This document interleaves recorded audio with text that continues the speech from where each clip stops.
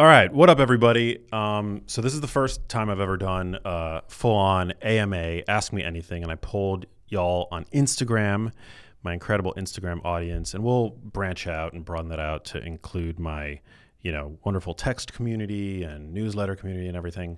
But for now, this is just, I guess, going to be an AMA that I sourced from Insta.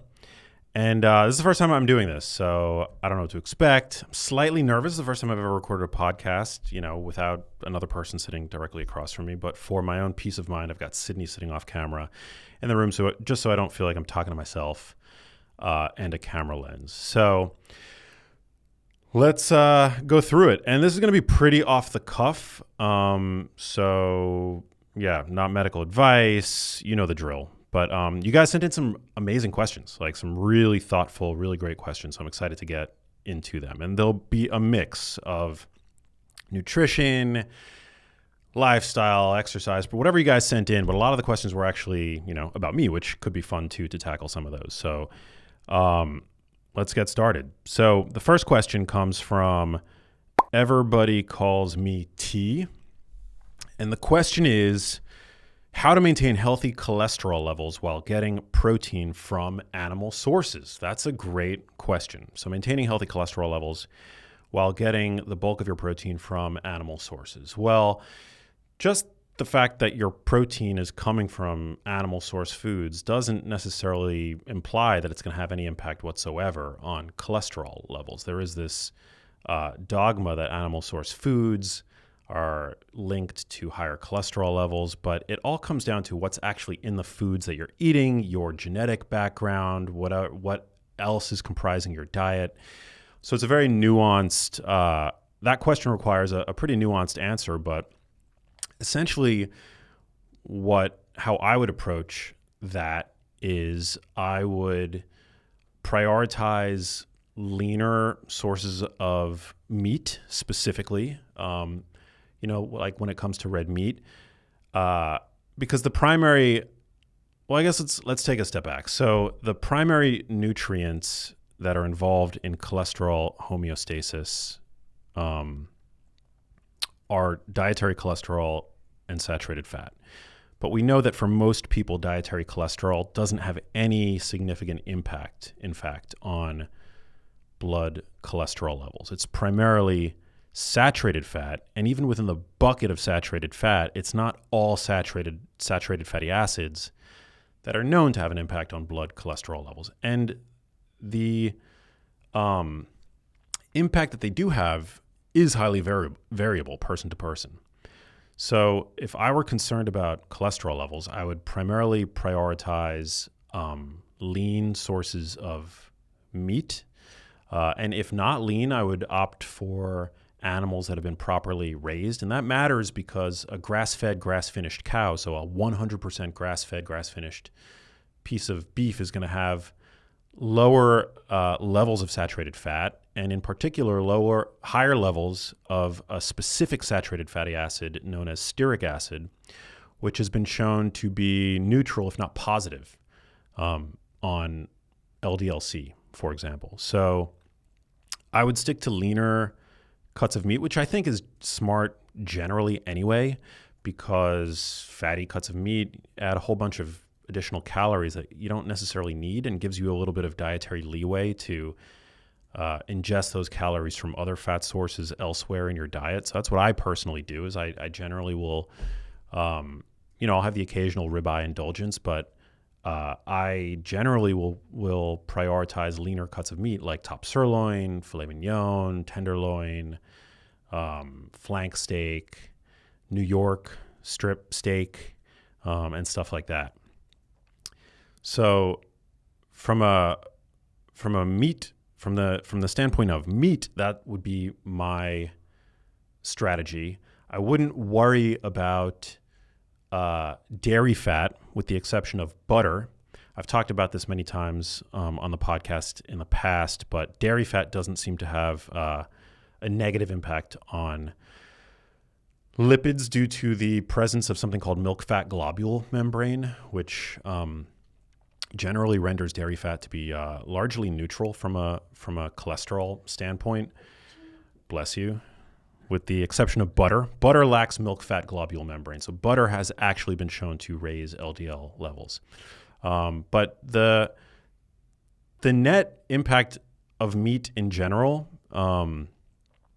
the impact that it has is pretty low. There was a meta-analysis of randomized controlled trials recently that found that the only negative impact that red meat, beef specifically, had on cardiovascular markers was a very modest impact on LDL. That's it. From a dairy standpoint, full-fat dairy as opposed to low-fat and fat-free dairy seems to be associated with better cardiometabolic health. Butter is sort of the outlier, so I would reduce my intake of butter. But yeah, that's generally it. And then we can talk about other nutrients. Prioritizing dietary fiber in your diet while you're ingesting animal source protein, I think, is important. I'm a big fan of dietary fiber for that reason. I think fiber's great. So yeah, just opt for lean sources of meat. Make sure that the meat that you're eating is, properly raised, and that should have a significant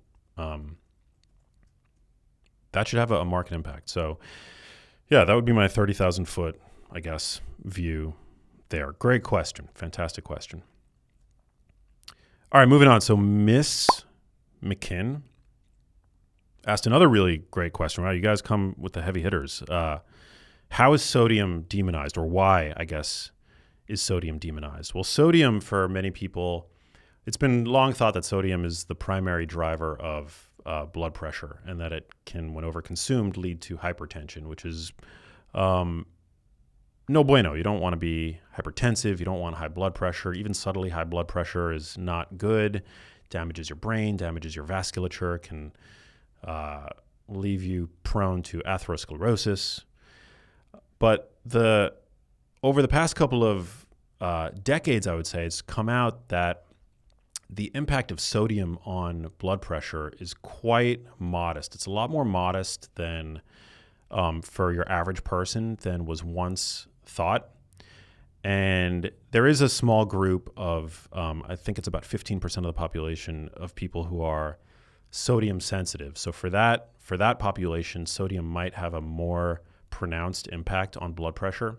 But what's really starting to come out is the fact that limiting your sodium in your diet is doesn't actually lead to the health benefits that it has long been speculated to. So for one, when you shift to a lower sodium diet, that's going to inevitably necessitate big dietary shifts that only generally is going to have a small impact on blood pressure. And it's also worth noting that the vast majority of sodium that most Americans ingest come from ultra-processed foods, canned foods, processed foods, and things like that. It's only a tiny minority of sodium that actually comes from the salt that you add to your food.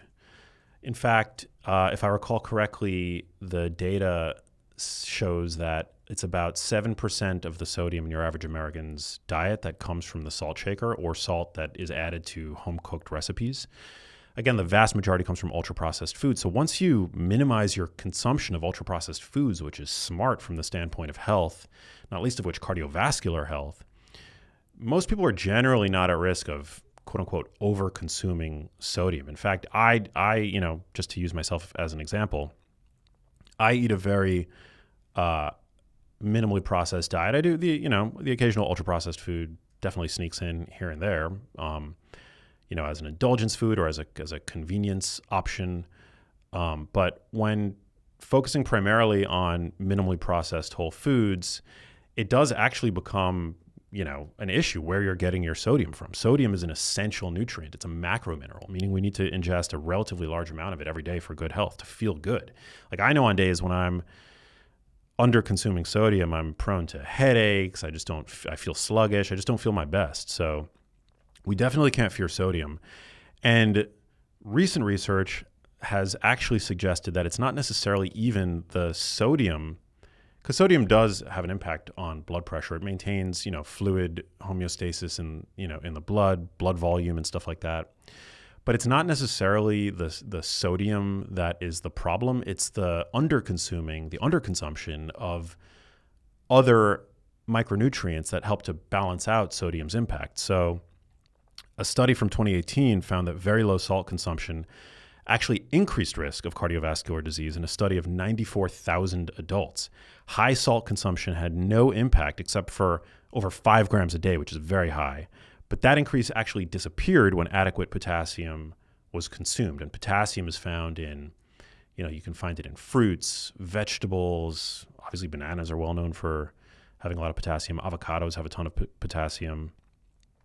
Also meat. I mean, red meat, beef, salmon, great sources of potassium that most people don't realize. So it's not necessarily the salt that's the problem. It's the underconsumption of whole foods that tend to be rich in potassium, this other nutrient that balances out the impact of salt on blood volume.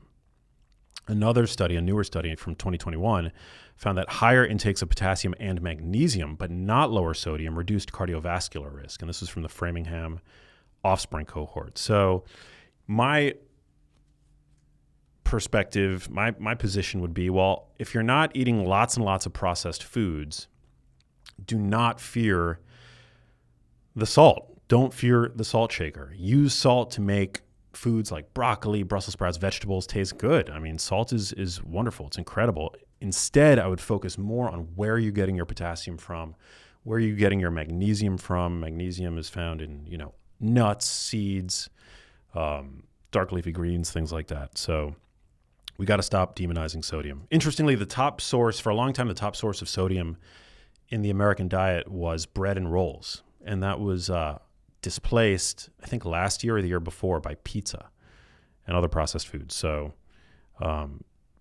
worth noting, I would not fear sodium.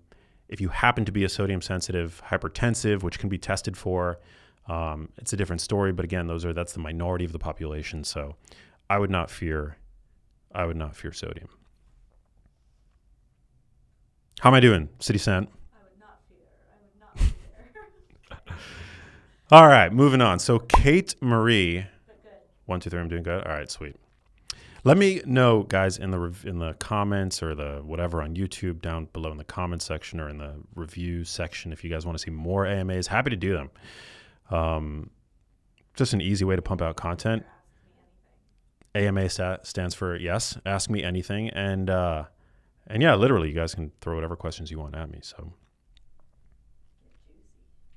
All right, moving on. Kate Marie 1, 2, 3. How many supplements do you take? Specifics? What do I eat in a day?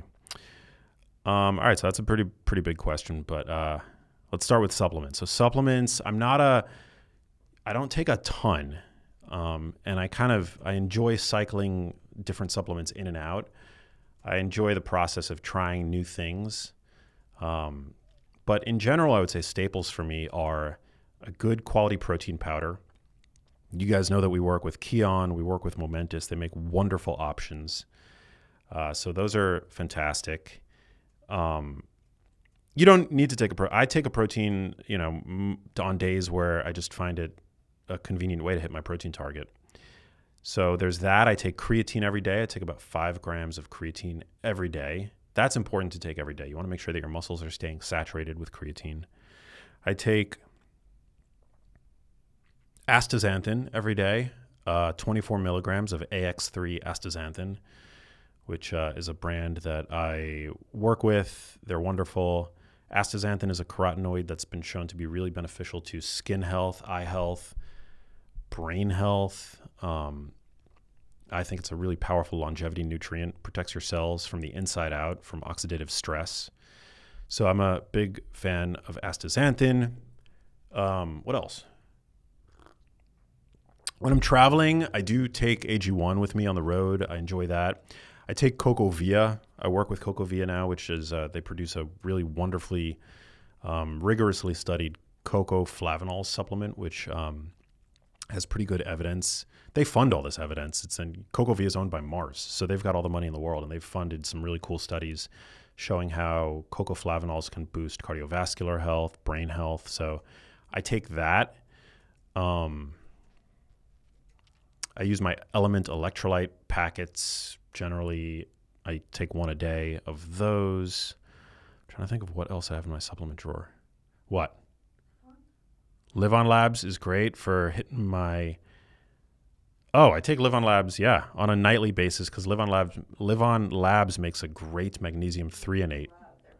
Yeah, I take that before I go to bed because there was a study that came out that found that 1,000 milligrams of magnesium threonate before bed improved some markers of sleep quality. And so I have been enjoying taking that, which is that at that dose. The Live On Labs magnesium supplement is at that, I think, 1,000 milligram dose, so that's great. I take magnesium generally, like magnesium glycinate earlier in the day, but that's pretty much it. Vitamin D, I'll take sometimes. Fish oil, I do take fish oil. Fish oil's great. I take 1 to 2 grams of combined EPA and DHA every day from Calorie. So yeah, but those are all the basics. Those are all like the evidence-based, lots of data on those supplements. And then I'll enjoy cycling things out. We work with a brand called Fatty 15. So I've tried taking that. I've tried Timeline Nutrition's MitoPure. So whenever I decide to work with a brand, I look at the science that exists and they'll send me a bunch of their product, obviously, because I would never endorse or even,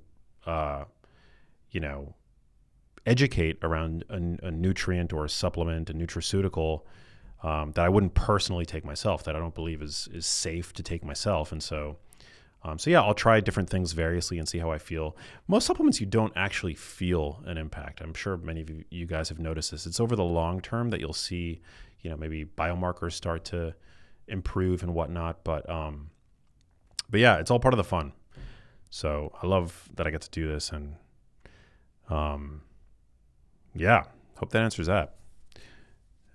Kate Marie also asked what I eat in a day. Well, I generally eat like a protein-rich diet, heavy on the animal source protein, dark leafy greens, whole fruits, things like that. I do, as I mentioned earlier, I do eat the occasional ultra-processed food. Big fan of Quest chips, protein chips, no affiliation there, but that's a really great way to, get an extra 20 grams of protein in at the end of the day while I'm watching whatever's on Netflix. I also enjoy the occasional protein bar. You guys probably know, because I've shared them a bunch of times on Instagram, but I love Build bars. Built or Build, I always forget, but the puffs, they're great.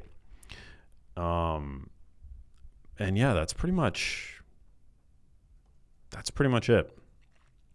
Obviously, I can get a lot more granular, but I don't want to bore you guys. I mean, how I eat is pretty much what I preach. So lots of animal source foods. I eat red meat probably, almost every day, I would say. I also eat poultry.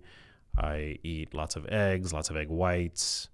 Depending on whether I'm trying to like bulk up or cut, I'll modulate my intake of dietary fat, including even extra virgin olive oil, which I'm going to talk about a little bit later because I know there were a few questions about fat loss, so I'll get to that. But yeah, that's pretty much it. Love Lauer. Ooh, this is a cool one. Asked about my disc recovery, supplements, and physically what I did afterwards. So for those who don't know, about 6 months ago, I had a really, significant surgery. I had artificial disc replacement at L5-S1. I had chronic back pain for 10 years due to an injury in the gym that had gotten progressively worse over a span of 10 years to the point where I couldn't really tie my shoes without pain. I couldn't put on my underwear without severe pain. I couldn't tilt over a sink to brush my teeth, wash my hands, wash my face. Anytime I would sneeze, I felt like I was getting stabbed in the back. So it was getting really bad. I was starting to feel like really handicapped. And so I explored a bunch of different options.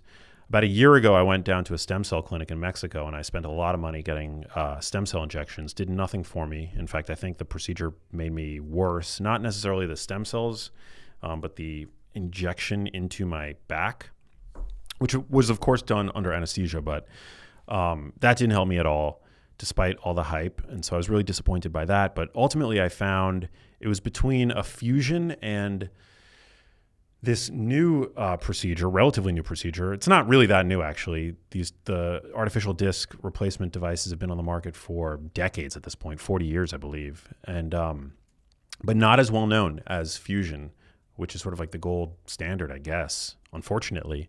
But artificial disc replacement is motion preserving, and it promises to reduce the adjacent wear and tear on your like adjacent levels. So I had one severely degenerated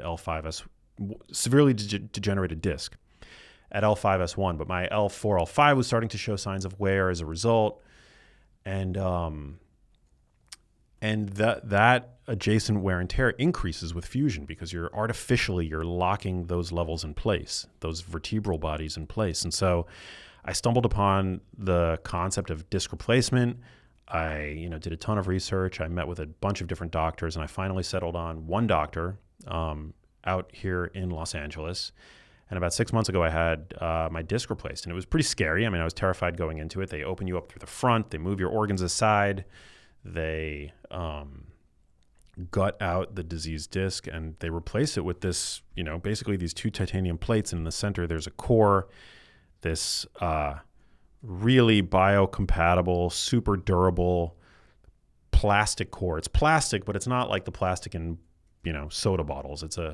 I think it's called high molecular weight, something. It's it's the kind of plastic that they use in joint replacements, and it's very durable, long-lasting, strong. I actually went on Amazon and I bought like a block of the very plastic used in the cores of these devices just to see how like robust it is, and it's pretty impressive. It feels like a brick, like an actual brick of concrete. And yeah, so far, I mean, it's been life-changing for me. Like no pain. I could do things that I thought I'd never be able to do again without pain, like put on my underwear and sneeze. And it's been really incredible. So I'm very grateful that I had the surgery. And, I did PT for a month or two afterwards, and that really helped a lot. And I'm just continuing in the gym to work my core, to slowly kind of ease back into my weight training regimen. But at this point, 6 months in, I have no limitations. Like I feel like I've got a normal, healthy spine, and it's amazing. It's like incredible. And I just pray that it lasts because, I'm relatively young. I'm 43. And so I've got a lot of runway left, I hope. And so that device has to last. It has to be durable for the long haul. So there's always that kind of, fear in the back of your head that it's for whatever reason not going to, because it is a mechanical device and machines have the potential to fail. But I really trust my surgeon, and I did an interview with him. You can watch that. It's on the channel with Dr. Jared Ament, and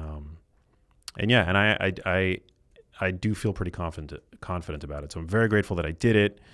I think I did it at the right time, and I highly recommend, if you're at that point. I wouldn't wish surgery on anybody. Everybody's different. There are risks to surgery.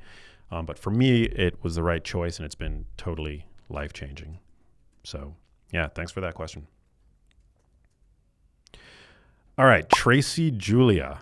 Thoughts on Muse's new song? I'm actually not a huge fan, and I will say that I'm a big fan of the band Muse. Their new song hasn't resonated with me yet. Maybe I just need to listen to it a bit more. But actually, my favorite Muse album is up there on the wall behind me. It's the album Drones, which is I think an incredible concept album. It's the album that made me the Muse fan that I am. From start to finish, it's just an incredible album. One of my favorite albums of all time, in fact.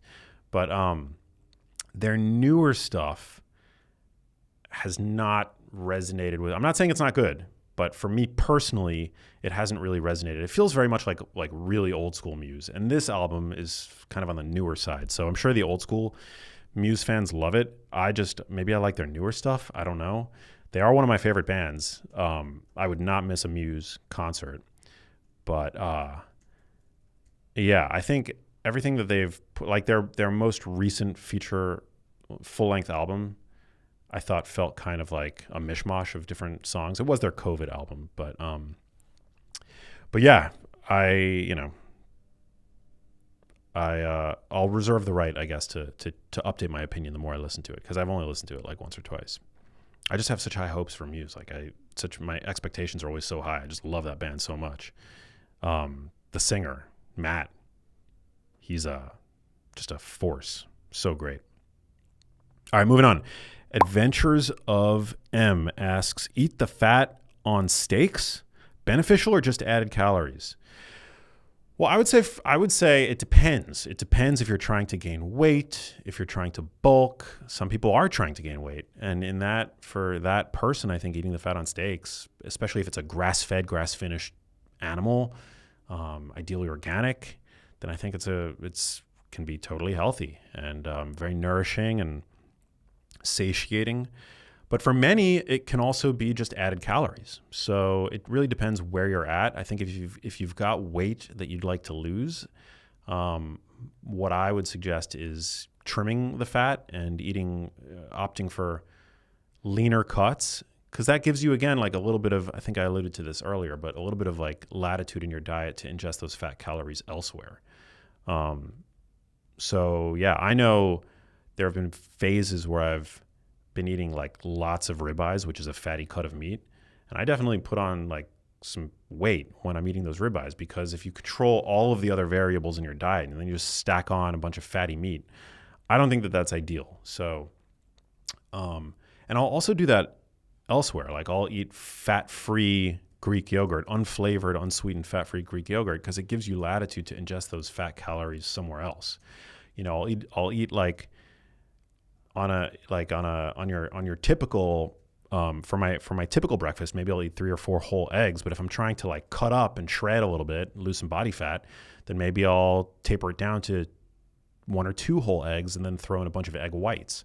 Not uncommon. If you look at any, bodybuilder's diet on a prep, they're doing that regularly. They're cutting their fat calories just because it can be so easy to overconsume calories from fat, because fat is so calorie dense. So it really, it just depends on where you're at, what your goals are. But enjoy that ribeye now and then would be, I guess, my advice. Just be mindful that, a ribeye can contain 1,500 calories, whereas a piece of lean tenderloin could be, 200-300 calories and totally lean protein. So there's a huge, you're taking a huge swing when you go from a lean cut of beef to a fatty cut of beef. And same with poultry. Chicken thigh has 2, 3, 4 times as many calories as a chicken breast, last I checked. So just be something to be mindful of, I suppose. Dina Bashai asks, biggest hack for leaning out? Well, I kind of have already touched on this, getting lean. I got the most shredded I had ever been about 2 years ago. I was like so shredded. I think I got down to for me, I got down to 8-9% body fat, which felt great. I mean, you look great. You're lighter on your joints, so that feels really good. You don't have as much energy.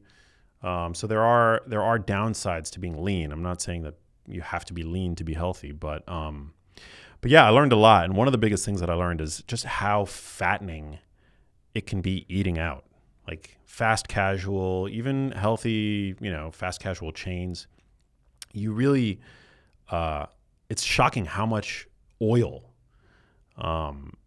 sometimes butter, but in most restaurants they're not using real butter. They're using just cheap, soybean oil, vegetable oil, stuff like that. And most restaurant food, even vegetables, is just drenched in it. So one of the biggest hacks for me is just eating home more. You eat home more, what's going into your food. You can be a lot more diligent about the added fats that you're using in both the cooking process as well as the what you're using to dress your foods with. So just cook at home more, and then just be cautious with the.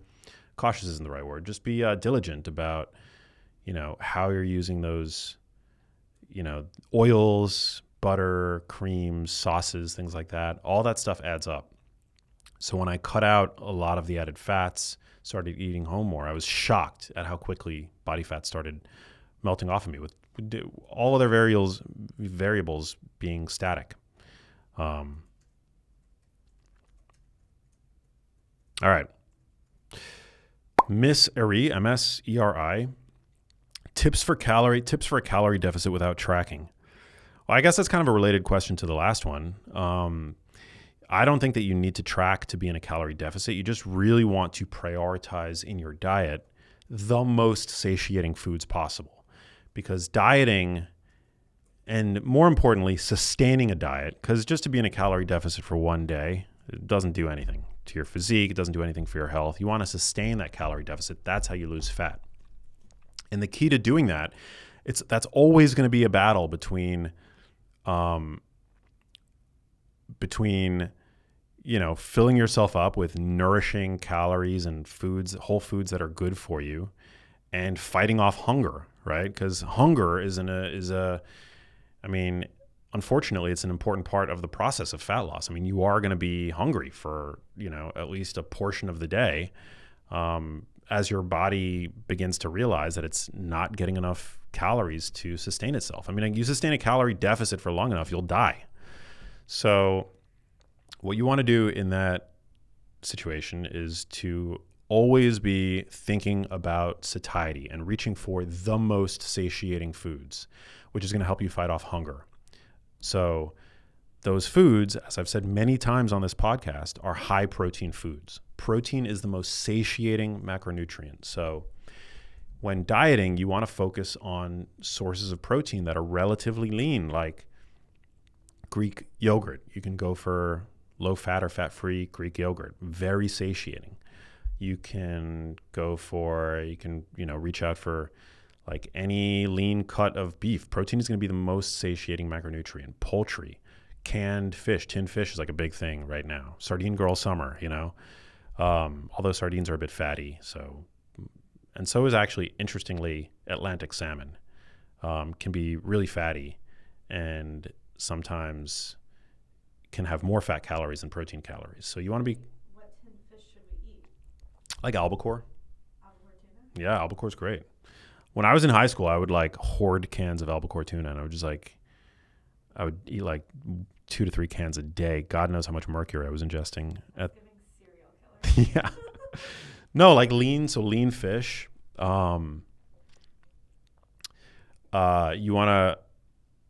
You want to reduce your consumption of added fats so that you can have that leeway, because it's also important to sustain a diet to be able to still consume foods that bring you joy, right? Like if you're not able to eat foods that allow you psychologically to sustain that diet, you're going to fail. So it's nice to be able to buy fat-free Greek yogurt. Even though full-fat dairy is totally healthy and the fat in dairy is great, it gives you leeway to ingest those calories elsewhere. Like if you want to have a small bag of chips at the end of the day, or whatever your indulgence food happens to be, a scoop of ice cream. At the end of the day, if you want to be in a calorie deficit, you are going to have to restrict yourself of something, right? But being able to focus on lean sources of protein gives you that latitude to get those fat calories elsewhere. Same thing with egg yolks. Egg yolks are amazing for you. They're one of nature's multivitamins, but they're, a whole egg is actually not that great of a protein source when looking at the protein to calorie ratio because of the fat calories that an egg yolk contains. So you might want to, cut down your omelet from 3 eggs in the morning to 2 eggs with an egg white, which you can buy now in cartons very conveniently. So those are all the tricks. And I actually wrote a fat loss cheat code Google document that you can get if you text. If you live in the US or Canada, you can text the word CUT to 310-299-9401. And I have an autoresponder that'll just shoot you that document. It's my fat loss cheat codes. A lot of people have lost a lot of fat by using the tools that I provide in that document. So again, you just text the word CUT to 310-299-9401. Shane Epants. These questions are so good. You guys are so great. Asks, how much creatine to take for brain health? Great question. So we don't yet know what the daily dose would be for saturating your brain with creatine, the way we've got it figured out for our skeletal muscle. So for skeletal muscle, you want to take about 3 to 5 grams a day to saturate and maintain the saturation of your muscles with creatine for a performance boost. But when it comes to brain health, we have a number of acute studies that show that it takes much higher doses, anywhere between 10 and 25 grams, to have a cognitive impact and to actually increase brain levels of creatine. We don't know if consistently taking lower doses can potentially lead to the same cognitive effect that we see. But what does seem to be the case is that at lower doses, your muscles suck up all of the available creatine, and that it really does seem to take a higher dose to push creatine to the brain. I don't believe we have long-term safety studies on taking 25 grams of creatine a day, although there was an Alzheimer's disease trial pilot study that came out didn't have a placebo group, but they did use 20 grams a day of creatine, and they found that it was safe, very well tolerated, and did seem to increase brain levels of creatine. So all that is to say, the dose seems to be higher than it is for the body. It seems to be about anywhere between 10 and 25 grams a day. I know a few people anecdotally that are now starting to take 10 grams a day and claim that they are seeing a cognitive benefit from it. So yeah, a lot more research needs to be done, but higher doses seem to be, if any, are going to benefit the brain. It seems to be those higher doses. All right, Vix V asks, how and when did you get your cat? I love this question. So I for those who don't know, I have a cat. Her name is Delilah. She's about 10 years old now. She's a senior cat, which makes me so sad because I love her pretty much more than anything. She's amazing. She's so sweet, so personable. She's so un-cat-like. She's like a dog.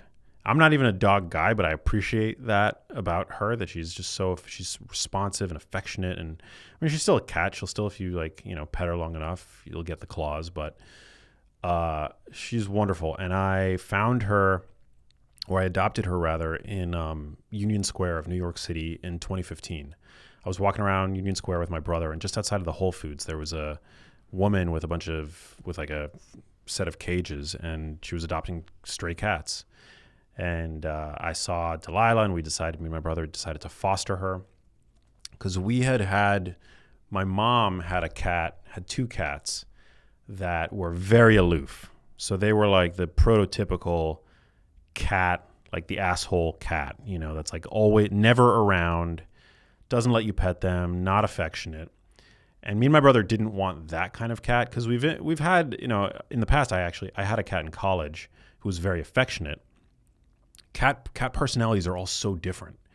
And there exist, contrary to the popular narrative, there exist extremely affectionate, loving cats who are grateful and, just wonderful. And so that's the kind of cat that me and my brother, we're looking to provide a home for. And we decided to foster this gray kitten who was in one of the cages there in New York outside of the Whole Foods. And we took her home, and she was just like amazing. Like from day one, she just seemed so grateful to be in our house. She would climb all over us, and she was so generous with the licks. Like it was just like the kissing. What? It's getting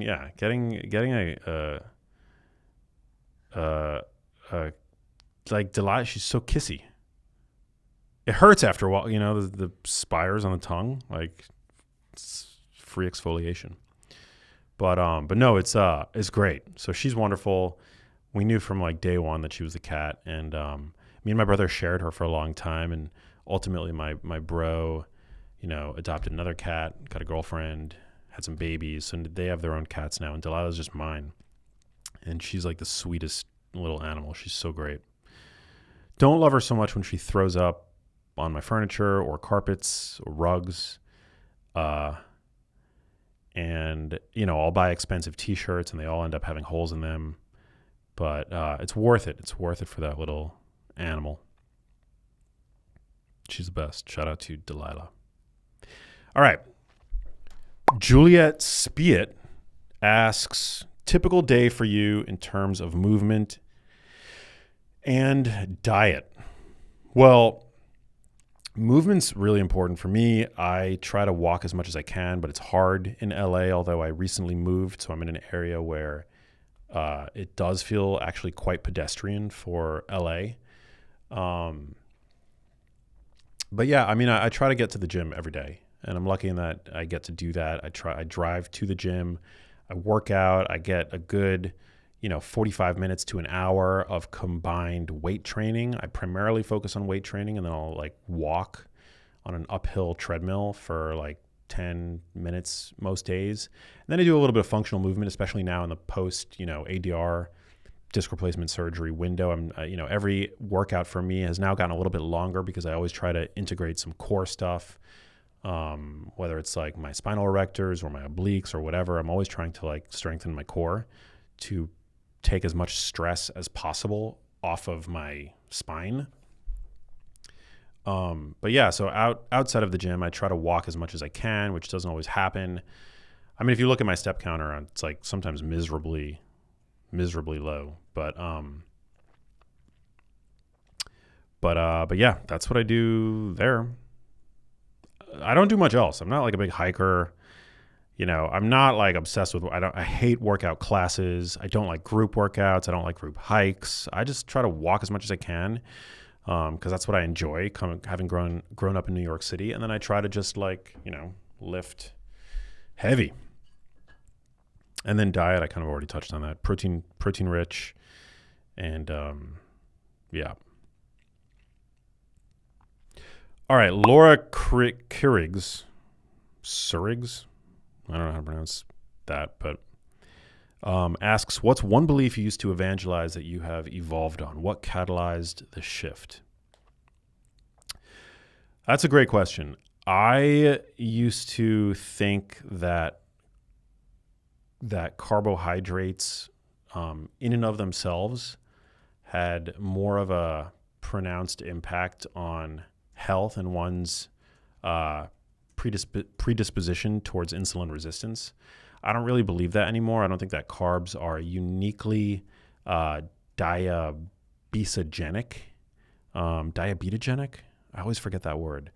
Yeah, I don't believe that carbohydrates per se are uniquely will uniquely increase your risk for type 2 diabetes, for insulin resistance. I believe now that it's more of a function of essentially energy toxicity. So too much energy coming in.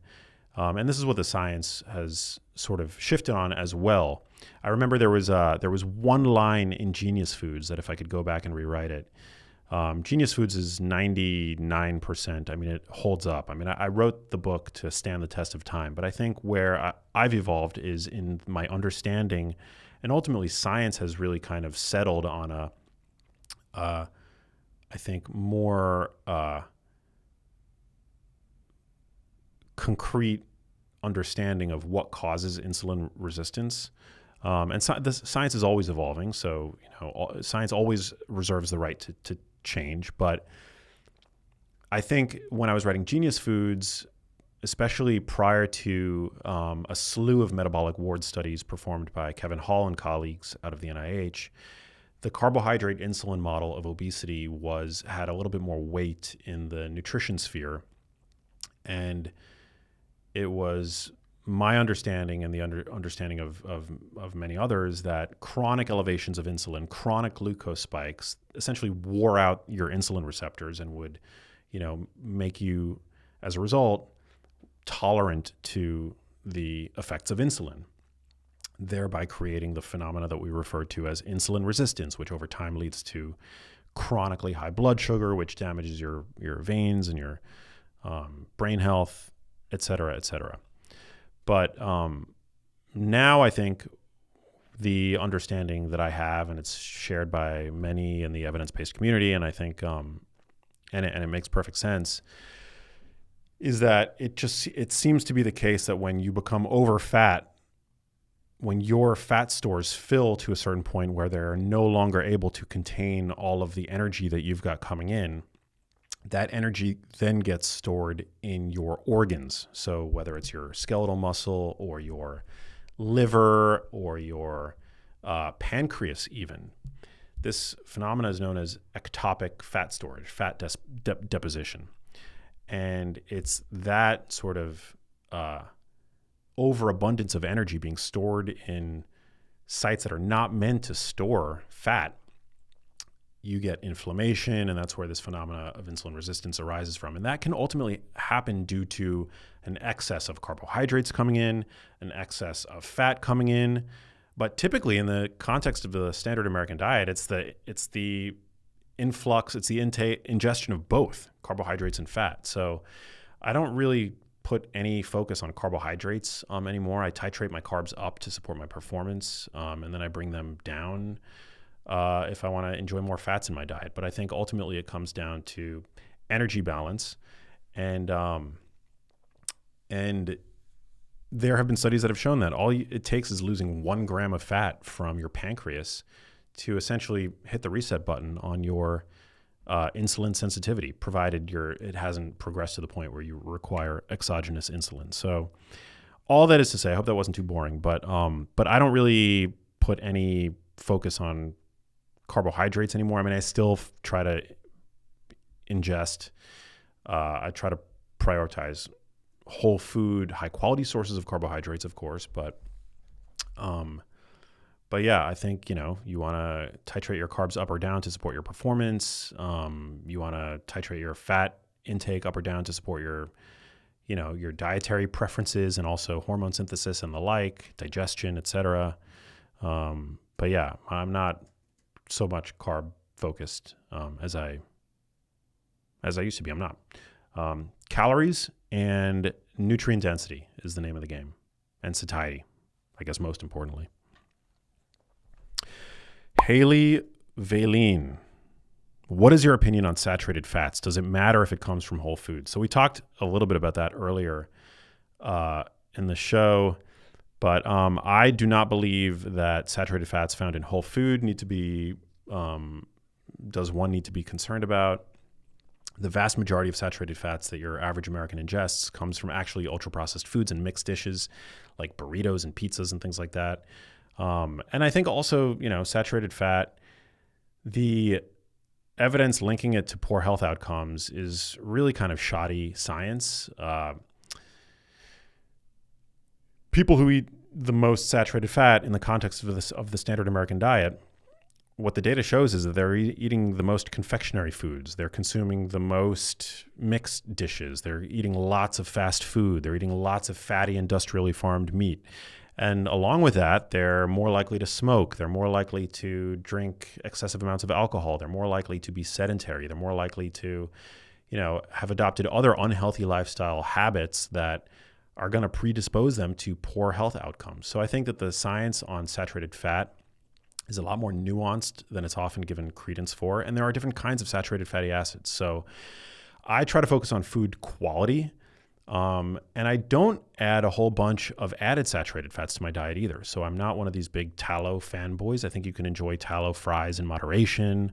But, lots of butter on stuff, lots of tallow, depending on your genes. I mean, you might be an overresponder to having an excessive amount of saturated fat in your diet. But when it comes to whole foods, I'm not really concerned. Whole foods are satiating. They provide a bevy of other important nutrients, like protein. The kinds of foods that would contain saturated fat likely contain protein and other really important micronutrients. So I do not fear saturated fats in any way, shape, or form. I just don't. And again, dairy, the saturated fat in dairy has largely turned out to be a non-issue, with the exception of butter. So if you are prone to high LDL-C, high ApoB, you might want to moderate your butter intake. But other than that, I don't really pay much attention to the saturated fat that I ingest. With the asterisk being that I tend to prioritize lean meat or leaner cuts of meat, and I pay attention to where the meat is coming from, et cetera, et cetera. All right, Heather Beagle, I think that's how you pronounce her last name, asked, did I move to Vegas? It's a great question. I did not move to Vegas, but my family moved to Vegas, so I've been spending a lot more time there. The cost of living is lower. It still is close enough to LA where I get to, drive back and forth and see them. But no, I did not move to Vegas. I do spend a lot more time there now, but I don't live there. I still live in Los Angeles. And finally, we've got a question from Lula O. So this will be the last question that we take. This is really fun. Sydney, did you have fun? So much fun. Lula O asks, where should older adults who have neglected their health start? Assume they work full time. Well, that is a great question. I think it depends on what your baseline level of fitness is. I would say for an older adult who's just completely sedentary, start walking, whether it's around the building complex, around the house, around the block, around the golf course. I would start there, some gentle movement to just build up a baseline level of cardiovascular fitness, assuming you're totally sedentary. And this is from an exercise standpoint. So we could also talk about nutrition, but from an exercise standpoint, I would say you want to build up a baseline level of cardiovascular fitness. And then I think it could be really helpful to work with a trainer to start to integrate some, resistance training into your routine. There are studies in 85-year-olds showing that they are just as capable of building strength as younger people. It might take longer. Recovery might be slower. You don't have the sort of hormonal milieu that you maybe once had. Although with HRT and TRT now becoming more widely available, who knows? But yeah, I think integrating a safe resistance training protocol regimen, I think, can be an absolute game changer. It's one of the best things that you could do for your bone health. It's not enough just to walk. I think walking is great. If you're doing that and that's new for you, phenomenal. Keep doing that. But I also think it's really important to integrate resistance training against gravity, adding some weights to your routine can all be really, really beneficial. And, it's important to check with your doctor. It's important to work with a personal trainer who can help you learn how to do these moves safely if you've never done them before. But again, a game changer for your health. Exercise is medicine. It's medicine for your brain. It's medicine for your bones. It's medicine for your heart. It's medicine for literally every aspect of your being. So I would start there. And then from a nutrition standpoint, again, what is your baseline? Like, are you somebody who never drinks water? Well, maybe it's integrating before your morning coffee, it's drinking a glass of water and hydrating first. Coffee is also hydrating. It's kind of a myth that coffee is dehydrating, but it is nice to have that morning glass of water to kind of set your day off on the right foot. And then maybe it's reducing the amount of sugar or creamer that you put in your coffee. I mean, that could be beneficial. Maybe it's increasing gently the amount of protein in your diet. Maybe it's instead of starting your day with, like my dad does, a banana and a glass of orange juice, which obviously has zero protein, maybe it's having 2 eggs and a protein shake. You don't even need the protein shake. If you're currently starting your day with an egg or a glass of orange juice and a banana, have 2 eggs with some Parmesan cheese sprinkled on top, which is delicious. So easy to make, sprinkled. Parmesan cheese is like the protein shake of the cheese world. Super high in protein and an easy way to jack up the protein on any scramble. And do that, start adding more protein to every meal. Swap out some of the industrial oils in your diet for healthier fats like extra virgin olive oil, assuming your weight's stable and that's working out for you. Yeah. Some people might say add a salad a day, but I think for older adults, the protein. I've seen it in my own family, my dad, my mom, older adults really do struggle to get protein, and it becomes even more important as you age. So integrating more high quality sources of protein, again, for an older adult can be an absolute game changer. So yeah, I think that those are all great places to start. gentle walking, moving on up to resistance training, and then building in healthy habits with you in terms of your diet, one by one. And once you've adopted that and that becomes sustainable for you, then moving on to the next. Yeah. Well, these were great. Thank you, guys. We got through it. This is my first ever AMA. We're about 50-something minutes in. And you guys sent me some amazing questions. I mean, I expected nothing less from you guys, my audience. You guys are all geniuses, and the feedback, the reviews, the comments that you guys leave, always like so thoughtful. So thank you guys for staying subscribed to the show, for continuing to spread the word about it. The passion that you guys have for this content, just always, so humbling, and I'm so grateful for it. So thank you guys for listening episode after episode. And if you guys like this, again, let me know. We will do more. I'm happy to do them, and we can have fun with the questions. Happy to do that. And yeah, sending love. Hey, if you liked that video, you need to check out this one here, and I'll see you there.